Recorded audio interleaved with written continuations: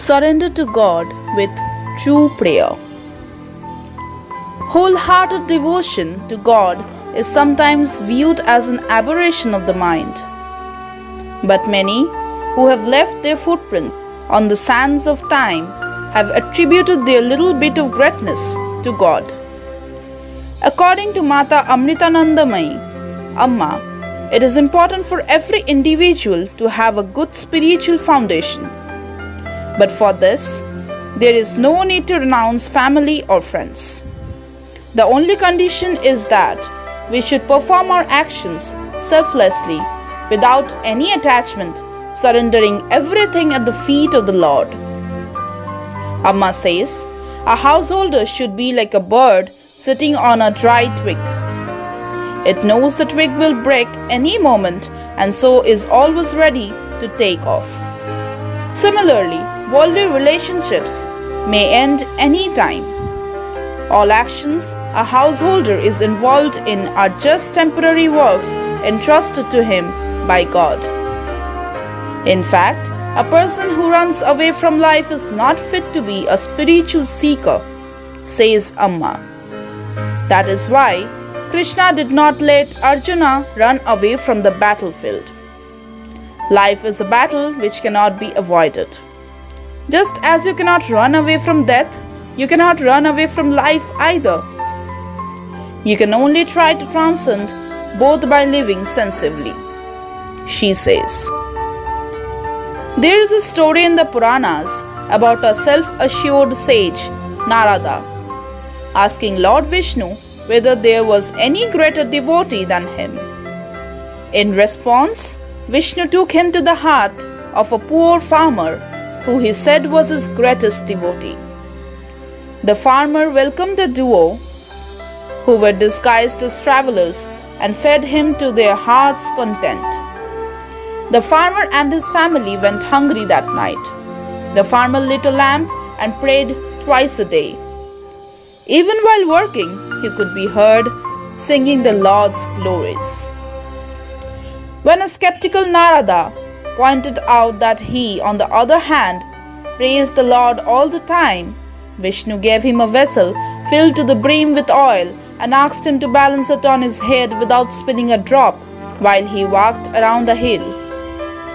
On completion of the task, Vishnu asked him how many times he uttered the Lord's name.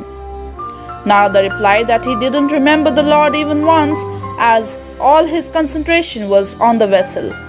Vishnu pointed out to Narada that the poor farmer, on the contrary, remembered him several times despite his poverty and exacting work routine. Not just that, the illiterate farmer had surrendered himself to the Lord without seeking anything in return. Amma stresses that the spiritual practice does not merely entail sitting in lotus posture and meditating. It means something more. Mirabai and the gopis of Vrindavan constantly remembered the glories of the Lord and cherished his divine form within themselves, irrespective of time and place. They prayed until the whole being was transformed into the state of constant prayer. They themselves became the offering. What is left is love. Prayer can perform this miracle. There is no better meditation technique than sincere prayer. Supplicate him. Pour out your heart to him. Prayer is nothing but accepting his supremacy and remembering your own nothingness. The Bhagavatam says that we can realize God by constantly thinking of him. No matter what the attitude towards him may be, we may love him as a parent, as our child, as our beloved, or even as our friend. Contemplate him as your creator, protector, and the final abode to where you will return. Open your heart and pray to him. He cannot sit silent and unmoved when somebody calls him like that. Without love for God, no amount of meditation will be of fruit.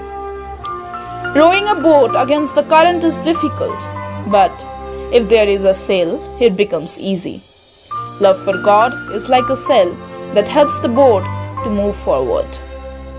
She says, The tears that fill the eyes when we remember God have tremendous power to purify our mind and are more powerful than meditation. While mere believers may also pray using the same terms and engage in the same manner of supplication, their words are meaningless as they do not pray from the heart. They babble. Out of fear and in order to fulfill their desires, they say something which according to them is prayer. But in reality, they are suggesting to God and even instructing Him that these are the things they want and these are the things they don't want. How can this be a prayer? This is just trying to establish supremacy over God, she says. The so-called believer is saying indirectly that he knows better than God what is best for him. Desire is the central point around which his prayer revolves. A true devotee, however, offers himself to the Lord when he prays. Prayer is real surrender. There is nothing to ask, nothing to demand. Thank you.